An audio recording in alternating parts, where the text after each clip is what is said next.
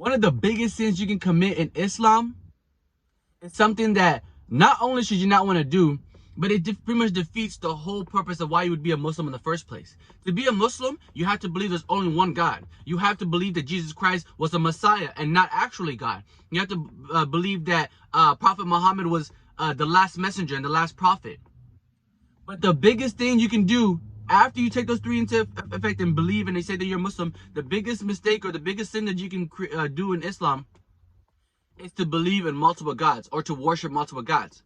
So if you say, oh, there is only one God, but then go and worship three gods, that's definitely a no-go. The biggest sin, sending you straight to hell.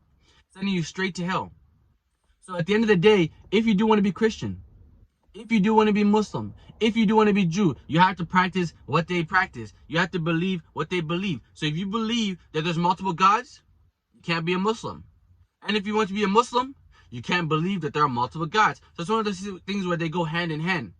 But one of the biggest sins that you can commit in Islam is to believe that there are multiple gods. And not only to believe that there are multiple gods, to believe in those gods. Why? Because there's only one God. Okay? And so if you believe in multiple, then you're already, that's like the biggest thing that you can do wrong. But if you do believe that there's only one God, then you're halfway there.